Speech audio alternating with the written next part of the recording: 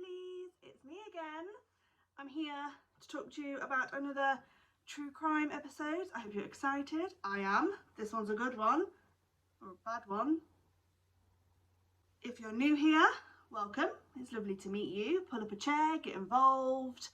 And if you're returning after my other previous videos, I hope you enjoyed them. I've got a good one for you today.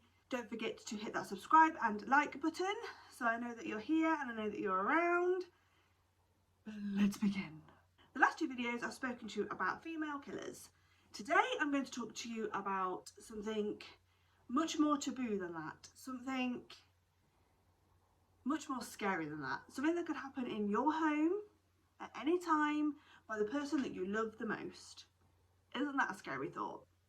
Today's case is about a man called Chris Watts. If you've heard of him. Chris Watts, okay? Chris Watts is the devil in disguise. Chris Watts had everything. He had a beautiful wife, he had two beautiful young daughters, he had a baby on the way, a little boy. They'd had some financial issues that I'll get into later, but their life was finally getting back onto track, but that wasn't good enough for him. Oh no. He wanted something else. A mistress. And the mistress is probably why he committed the crimes that he did. And the crimes that he did are so against what we would think of in society, it is actually terrifying. Chris Watts murdered his wife, who again was pregnant, 15 weeks pregnant, and his two young children. Now this actually happens more than you think it does, and obviously it's not always men. Sometimes it's women. Mothers do kill too, and I'll do some of them videos later. But I mean, the norm is that dads and husbands are there to protect their wives and their kids, and they'll do anything for them. And this one is scary. It's scary, okay? So I'll start you off with a little bit of background, okay? Chris Watts was born in May of 1985. He grew up in Spring Lake, North Carolina in, obviously, America. And he lived in Spring Lake his entire life until he met Shanann. From things that I've seen, from interviews, etc., he had a very good childhood. He spent a lot of time with his dad. They went to NASCAR together. He had friends. I mean, he wasn't massively sociable. He wasn't out there, but he had friends and he had a good life, and there was absolutely not a single sign that he would do the things that he did, which makes it even more terrifying that he doesn't fit into a category of a killer, and he doesn't fit into the category of actually a family killer or a familiar killer, which is, it terrifies me to my very soul.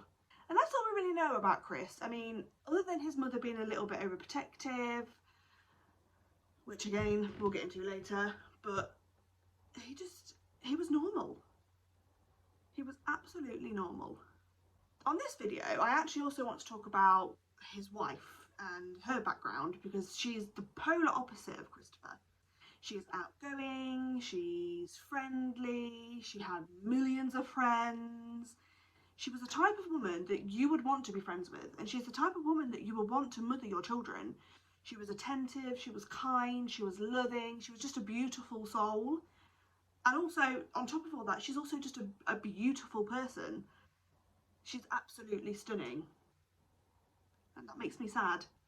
It makes me sad that the world has lost somebody like that. And it's all down to her husband. Shanann was actually born in January of 1984, so her and Chris were a similar age. She was born in Pacific County, New Jersey. And then when she was a young child, the family moved to Aberdeen, North Carolina. So she ended up in the same state as Chris, which works out okay for their relationship to begin with, I guess. Shanann had both her parents in her life, and she also had a younger brother called Frankie. Her and Frankie were like this. They were the best of friends.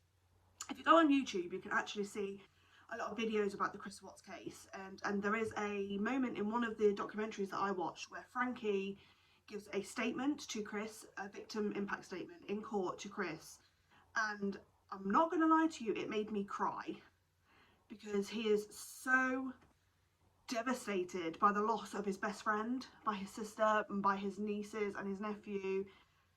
He's still quite a young man when the crime happens. He's in his 20s, I believe, and he doesn't actually read his statement. He gets the solicitor, the prosecutor, to read the statement for him because he physically can't bring himself to do it.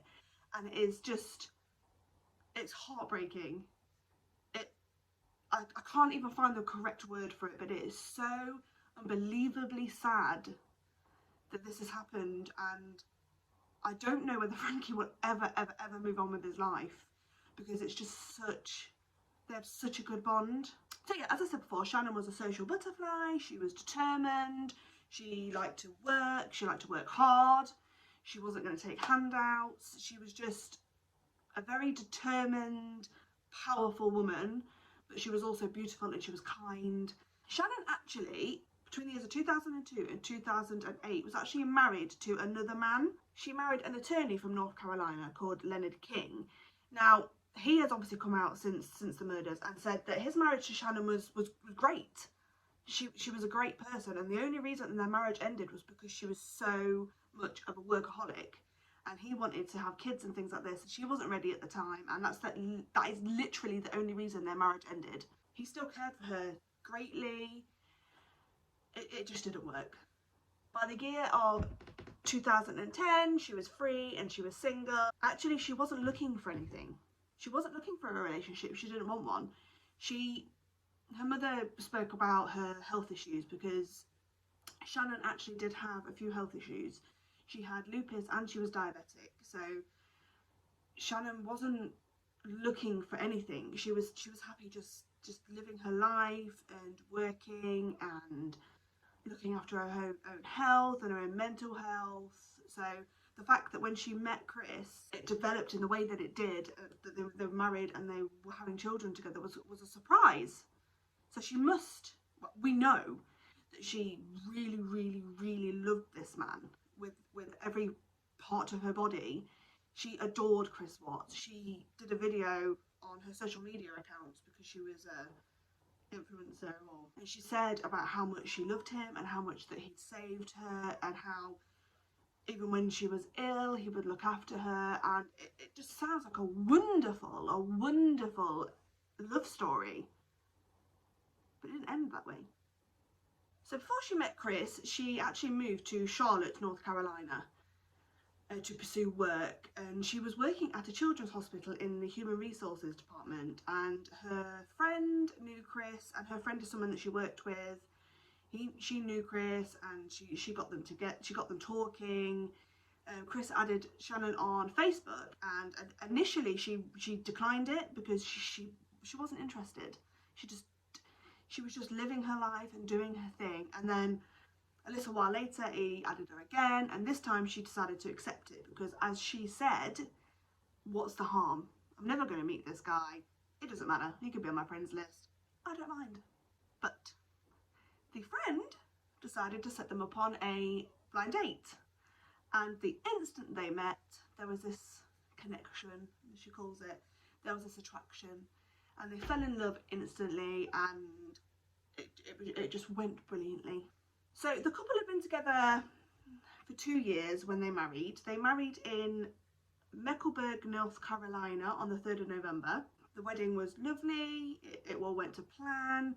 The only thing that didn't really go well is that Chris's family didn't come, except his grandma and I think his uncle, because his mother didn't like Shannan.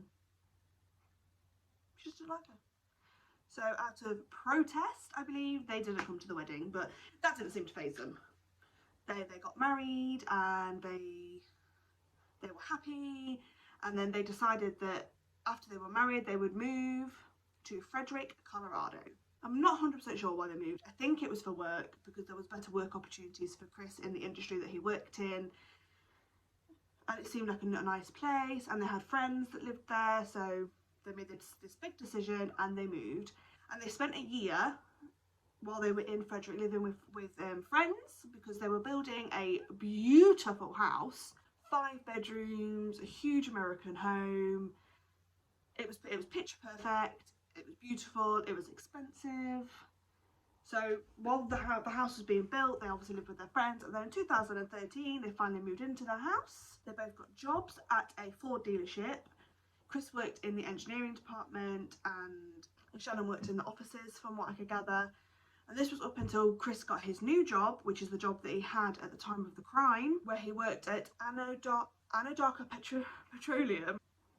But basically what that is it's a hydrocarbon exploration company. So they had oil tanks, they travelled around doing bits of, I don't actually really know what it means, but the oil tanks become a big part of the story. So I know there was oil tanks. So the couple spent a few months doing what they do. And then on December the 17th, 2013, their first daughter, Bella, was born. Bella Marie. Now, because of Shannon's health issues, Bella actually was born with the help of fertility treatment. Then 2 years later, on July the 17th, little Celeste was born. Nicknamed Cece, everybody called her Cece. She was also born with the help of fertility treatment. But they were two very, very beautiful little girls. They had a mixture of Chris and Shannan, and they were just absolutely beautiful. Now this needs to be said, so both the girls actually had some health issues. They were both asthmatic and they both had allergies to peanuts and things like that. And Cece, when she was born, she actually had an issue with her esophagus, so she had to have quite a few surgeries to help her breathe and to help with those kind of things. The amounting money from the medical bills, from all the fertility treatment and from the hospital stays and all the bits and bobs that the girls needed to keep them alive and keep them safe, the money accumulated over time, and with living costs, and the couple weren't earning enough as what was going out. They did actually end up having to file for bankruptcy in 2015. That probably put a strain on their relationship to begin with. I think they were in a debt of about £448,000. I think that also included when they built their house. It was just a lot. It was just a lot of debt, and so they made the decision to file for bankruptcy so they could just basically start afresh. A few years pass and their look actually begins to change. Shannan changes jobs because she was obviously staying home to take care of the children, but now they're getting a bit older and they're beginning to start school and things. Shannan decided to start working with her friend at a company called Leveal. Now I've never heard of Leveal, and I looked into it, and it's very similar to a pyramid scheme from what I could gather. They sell products and earn the money, and they run team, and yeah, you know how a pyramid thing works. Shannan did absolutely incredible at this job. She was so good at this job because she's so outgoing and she's so focused, and in some of her videos she even brings the children in, she brings Chris in, and it's a big family unit, and she incorporates that into her job, and I think that helps like parents.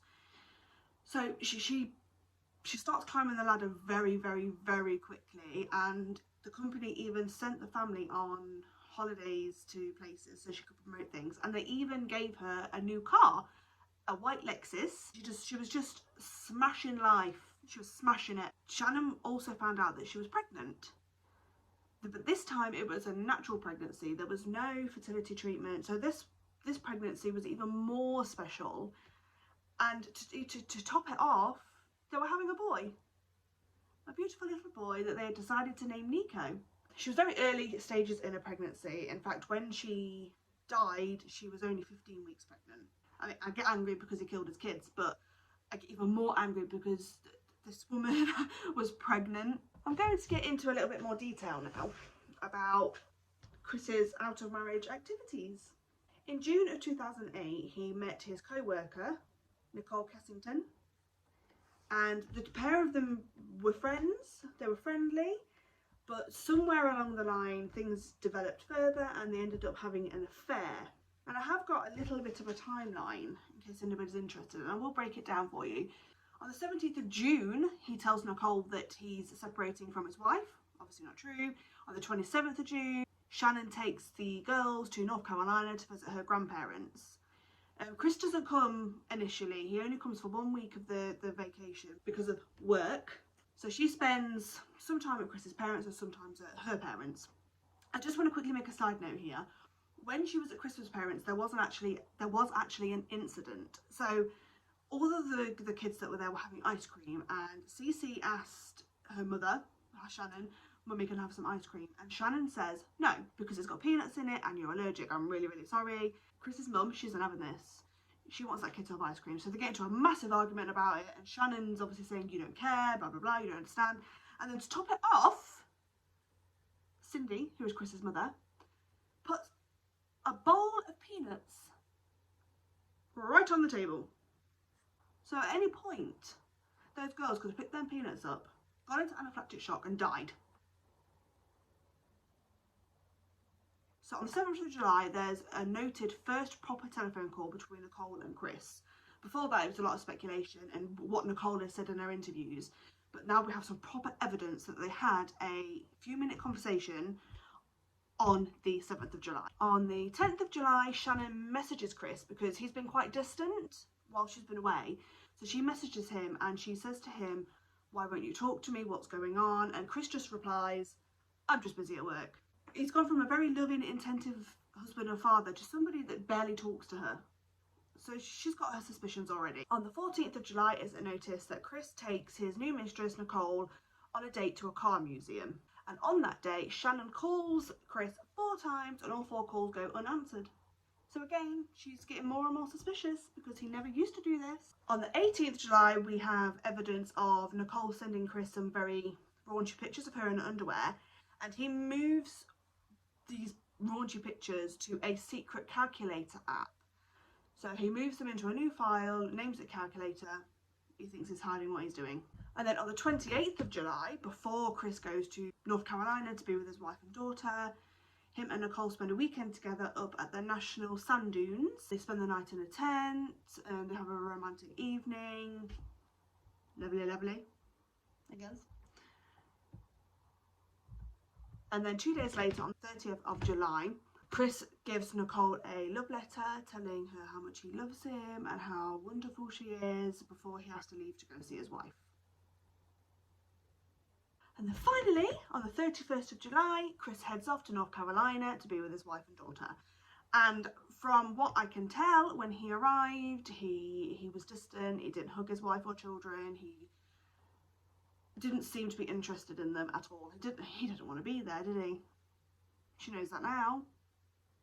So Shanann obviously talked to Chris about the incident with his mother, and then on the 4th of August, they must have had an argument about it, and Shanann actually texts him and asks him why he doesn't defend her against his mother and why he's doing the things that he's doing. During this time also, Cece had her birthday. She obviously had her birthday on the 17th of July, and his parents refused to come. They wouldn't go to their granddaughter's birthday because they didn't like Shanann. And they didn't like what she stood for and what she believed, because she wanted to keep her kids safe and well. They didn't go, and that obviously really upset her, and she spoke to Chris about it, and Chris basically sided with his mother, from what I can gather. Mummy's boy. While Chris is away on vacation with his wife and daughter, it is noted that Nickole Kessington actually searches up wedding dresses while she's waiting for Chris at home. And in a later interview, she says that she told Chris to go be with his family and try and work things out with his wife. But the internet search that she did contradicts that completely. Absolutely contradicts it. If she's looking for wedding dresses, then she's thinking about marrying this man. So by the 7th of August, the family have returned home. Things still aren't going well. Shanann actually texts her friend Addie to tell her what's going on, and she tells Addie that Chris has told her that he is afraid of having another baby. Obviously Addie's being very supportive, and she's trying to tell Shanann that it will pass, and is there anything else going on? Have you checked his phone? All those kind of things. And Shanann, you can see the messages online, and you can see that Shanann is so frustrated. So on the 8th of August, Shanann texts Chris saying that if you don't love me, then tell me. We can work this out. Chris is saying by this point that he doesn't want to try counselling. He doesn't want to try anything. He doesn't want to be in their marriage anymore. He doesn't tell her why. He just says he doesn't know what's going inside his head. He just knows that he doesn't want to be in their marriage anymore. And this is heartbreaking for Shanann. She doesn't want another failed marriage, and she's got the kids to think about. So she wants to work on this, but it's pretty clear that Chris doesn't. Chris isn't interested in working on his marriage. He wants to just ride off into the sunset with his mistress. And then on the 9th of August, Shannan messages her friend Addie again and says, he came to my scan today, but he was cold. She tried to hold his hand when little Nico popped up on the screen and he pulled his hand away. He didn't smile, he wasn't interested, he was on his phone, he was distracted. And this is another thing that's very, very heartbreaking for Shannan, because this baby is a gift. She sees this baby as an absolute gift, and he doesn't care. He doesn't care about this baby at all. By the 10th of August, Shannan actually goes off on a work conference. She goes to Arizona with her friend Nickole, because she also has a friend Nickole, not Nickole Kessington. She has another friend called Nickole, and obviously Addie as well. And they all go off on a work conference together. They go to Arizona, and while they're there, they are having a nice time, like spending some time together. But they're also very aware that Shannan's not doing great, because on the 11th of August, she receives information from the credit card company that Chris has spent £68 at the Lazy Dog bar and restaurant. And when she spoke to Chris earlier in that day, he told her that he was going to a Colorado Rockies game. So if he was going to be at the Colorado's Rocky game, he wouldn't be at the Lazy Dog restaurant. And also, he'd spent £68. Addie and the good Nickole were saying, you know, maybe he's bought drinks for his friends, maybe he's just having a really good time. But Shannan knew in the pit of her stomach that he wouldn't buy his friends' drinks. That's not the type of person he is. She was suspicious that he had bought drinks and a meal for somebody. And obviously she didn't know who that was, but she'd already been suspecting for months that he'd been seeing a woman. So this just fueled the fire for her. And she was absolutely devastated. Her friends go on to explain her face and how heartbreaking it was to see her in the way that she was. On the 12th of August, the day before she is due to travel home from Arizona, she types out a speech or a letter of what she's going to say to Chris as soon as she gets home, because she's had enough of it now. She's done with it. She's trying to work on her marriage. He's not giving her anything back, so she thinks, right, I'm gonna tell him exactly how I feel, and if he doesn't like that, then fine, we'll work from there. But she writes down this speech and she sends it to her friend Addie to read over, and they both agree that it's firm, but it's fine. So that's her plan to do. She also, on that day, wasn't feeling very well, and she wasn't sure whether it was the stress of everything going on with Chris or whether it was something related to the baby.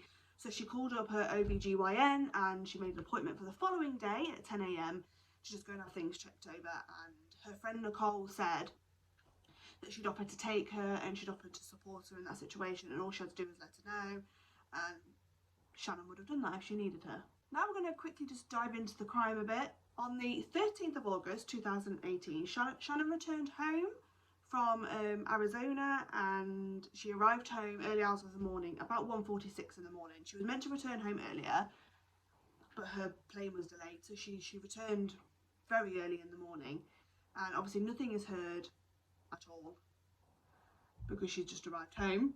Now later that day, lunchtime, her friend Nickole starts to get a bit worried about her because she hasn't heard from her at all. She's not been on social media. She's been calling and texting Shannan and she's not been replying, so she starts to get a little bit concerned. So she actually goes to Shannan's home that she shares with Chris, and she knocks on the door, and there's no activity inside. They try and get into the house because they know the passcode for the security alarm system, and that obviously alerts Chris. So Chris calls Nickole and tells her that Shannan has gone to a friend's house for a play date with the girls. Now Nickole is suspicious of this because she thinks, well, why wouldn't she just answer her phone then? It didn't make sense to her. But anyway, she stays for a little while trying to look for them, and in the end the alarm gets set off again. So Chris rings her again and basically tells her to get off his property because he's had enough. So she does actually go. She leaves. But then while she's leaving, she thinks to herself, but Shannan had a doctor's appointment this morning. So she calls the OB-GYN clinic or doctor's office, and they tell her that Shannan missed her appointment. Now this is the catalyst, I think. This is what makes Nickole be like, hell to the F no. That girl would not miss her doctor's appointment. So she goes back to Chris's house and she's knocking on the door and she's trying to get in, and obviously Chris gets alerted again and he says, right, okay, I'm on my way home, because Nickole says she's missed her doctor's appointment. Chris, this is very weird, you need to come home. So he does. He starts to travel home, but he says, I'm an hour away, so give me time. Well, she isn't going to give him time. She decides at that moment that it is scary enough that she needs to alert the police, because it's not just Shannan that's missing, it's also the 2 girls. And these 2 girls are 4 and 3. And that worries her. And obviously Shannon's pregnant and the girls have their medication. So Nickole calls the police. And what she calls them to do is she asks them to come and do a welfare check, because they can do that without alerting anybody. So at 1:40 p.m. that day, a police officer arrives at the residence and does a welfare check. He tries to gain entry to the house and he can't get in. He speaks to Shannon's mother, and Shannon's mother says that this isn't right. She even says that she's suspicious of Chris. And she is the first person to actually physically say those words, from what I can gather. She thinks Chris has something to do with this. After a little while, Chris does return home. You speak to the police officer quickly outside and says to him, she's at her friend's house. That's what she told me. She was going on a play day. I'm not worried. But he does let the police search the house. He lets them gain entry, and upon this search, the police find the residence is very clean, it's very tidy. There's no sign of Nickole and the girls. Chris makes a point of mentioning that the girls' blankets have gone, and these are blankets that they had as snuggies. These were their thing. So the blankets were gone, but he does find Nickole's phone, Nickole's purse, Nickole's car keys, and Nickole's wedding ring on the bed. And the police officer does say to him, "What, is there a note?" And he's like, "No." The policeman goes to have a look himself, and he notices that there's no sheets on the bed. There's no sheets, no pillowcases, and no duvet. I think that is the moment that he really starts to get worried that Chris has something to do with this. He asked Chris to ring around friends. He asked Chris to check the cupboards, see if anything was missing. Her passport and things were still there. Chris does say, well, she could have taken stuff and I might not have noticed because she's got so much crap. And the scariest thing at all, especially for Shannon's friends, is that the car, the Lexus car, is actually found in the garage, and the 2 car seats for the 2 girls are actually still in the back seat. So if she's gone out somewhere, she hasn't taken the kids with, well, she hasn't taken the car seats, she hasn't taken the car. Chris made it sound like she had left the neighbourhood. It's highly unlikely that she went anywhere without her car. Also, it's noted that on that same day, Shannan and Chris's realtor actually reaches out to them and asks them what kind of home they're looking for, because he has already contacted them saying that they're going to sell the house. So she contacts them, asks, you know, she doesn't know what's going on, so she just asks, what kind of thing are you looking for? But then she also does make a point in asking, well, doesn't Shannan want to get involved in this conversation? Where is Shannan? And Chris says, and I quote, she hasn't been around all day.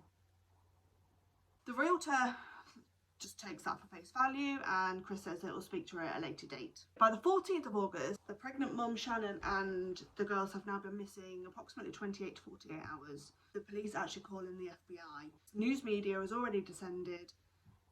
They need to solve this. They need to find them girls, and they need to find out who did it, because at this point I think they're already suspicious that Shannan and the girls are dead. First thing being is that all the kids' medication is still in the home, and Nickole, the good Nickole, makes a big point of actually saying, well, if they don't take their medication, then they're screwed. Also on that day, Chris gave interviews to media and to the press, and again, you can watch these videos on anywhere on YouTube really, or just type it into Google, you can see the interviews. They're very strange interviews. Chris doesn't seem upset, he doesn't seem worried. In fact, at one point he smiles and he laughs and he makes jokes. Everybody is quite suspicious of him. He just doesn't seem like the grieving husband. He doesn't seem to give a damn. And then by the 15th of August, the police decide that it's now time to arrest and speak to Chris Watts about the disappearance of his children and his wife. And what they do is they obviously question him, and he says, I have nothing to do with this, how dare you accuse me, I love my wife, I love my children. But obviously during the course of their investigation, they found out that he was having an affair with Nickole Kessington, and he was being a bit of a shady person. So they automatically don't believe him. So they ask him if he'll take a lie detector. He agrees. Big mistake, because he fails. He fails the lie detector. And the police are now at a point where they're pretty confident that Chris Watts has killed his wife, his pregnant wife and his children. So they are questioning him and they're asking him, and he's saying, no, I didn't do it. And then during this interview, his father actually arrives from North Carolina, and he says to the interviewers, I'll speak to my father and then I'll speak to you. And they allow that to happen. They allow him to speak to his father. And again, you can see video clips of this on YouTube, and he speaks to his father, and he tells his father that Shannan strangled the children, and then he, red with anger, strangles her. But he hides all the evidence because he doesn't want Shannan to get in trouble. He wants to protect Shannon's persona, her reputation. He wants to protect her. So he hides all the bodies. He tells his father this. His father's very sympathetic, of course. And then the police come back in, and he tells the police the truth of what happened. He tells them what he told his father. When Shanann arrived home from her trip, he got into a discussion with her about the separation, and he went away for a second after having the argument, and then came back and saw his wife strangling Bella. So he lost his temper and he strangled his wife. And then he took the two girls to an oil tank and chucked them in, and buried Shanann in a shallow grave not far away. Now, part of this actually does become true. He did in fact put his children's bodies in separate oil tanks and buried Shanann in a shallow grave close by. And the following day from this interview, the police actually went out to search the location that Chris told them, and they did find their bodies. If you go online, actually, you can read the police reports about this, and I read them, and the detail is hard to swallow. Obviously, the girls' bodies were deformed because they'd been in oil tanks. And then on the 21st of August, Chris was officially charged with 5 counts of first-degree murder, 1 each for his family members, 1 because the children were both under 12 and they were killed by basically someone who could protect them, and 1 count of murder for his unborn child. He was also charged with the unlawful termination of a pregnancy and 3 counts of tampering with a deceased body. This man murdered his family. He strangled his wife, who was carrying his son, with his bare hands, and then used something, there's a lot of speculation to what it is, to smother his 2 young children. And what got me the most in these reports is the description of Bella.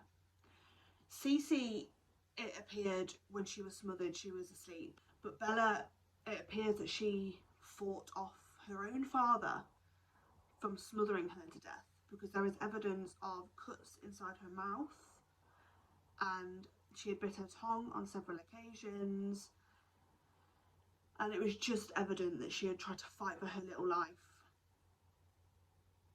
And that gets me quite emotional, because this is a little 4-year-old child that probably knew it was her father as well that was doing this to her. Since the crime has happened, before the trial, Chris made various allegations as to what actually happened. One was the one that I just told you about. The second is that he was strangling Shanann after an argument, and Bella actually walked in, and he told Bella that Mummy is sick, so he needs to take her wherever. He wrapped Shanann in a blanket and put the girls in the back of his car without their car seats, drove to the oil thing, buried Shanann, and smothered the children with their own blankets in the back of his car. That one, to me, is a bit more towards the truth. If you're asking my opinion on it, I think he had the argument with Shanann. He killed Shanann. Bella possibly walked in so she could identify him, maybe. So he decided that the children also had to die, and also that way he could live his new life with his new mistress, because he didn't have to worry about the kids. Now his wife's dead, he wouldn't have to have custody of them, would he, if he killed them? So he smothered them, probably with their own blankets, and then took all 3 bodies to the oil tank where he worked.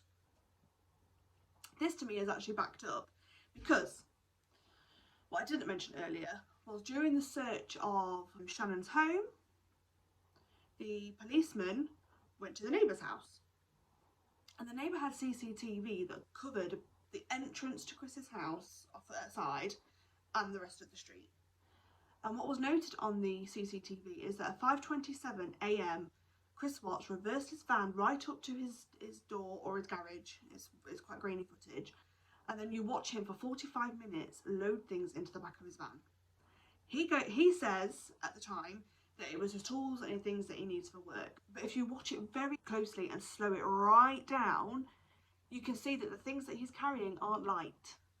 What I also want to point out is that his neighbour at the time was talking to the policeman after Chris had left the room, and he even said to the policeman, there's something not right about him. And the policeman agreed. So they were already onto him at that point. Also before the trial, it's found out that at 8:30 AM on the day that Shannan and her daughters went missing, Chris used his phone to search up the contact information for his daughter's school. And what he did is he called the school and told them that they no longer had to hold a place for his 2 daughters because they weren't going to be attending. I mean, what?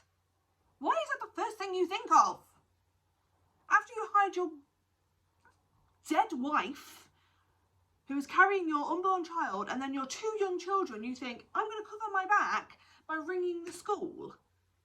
It makes you look more guilty. So on the 6th of November, Chris actually pleaded guilty to all counts. So there wasn't a trial based on whether he's guilty or not, but there was a trial based on his sentence. On the 9th of November, Chris was sentenced to 5 life sentences for the murders and an additional 48 years on top of that for all the other crimes. So he'll never be released, and he's not got a chance of parole anyway, because he's clearly a very, very dangerous man. So this story's been quite a long one, but I just want to quickly touch on theories as to why he killed his wife and children, because again, this is a thing in a lot of documentaries that I've seen, or a lot of things that I've read about this case, that is widely speculated. So I just wanted to touch on them really quickly with you before I let you go.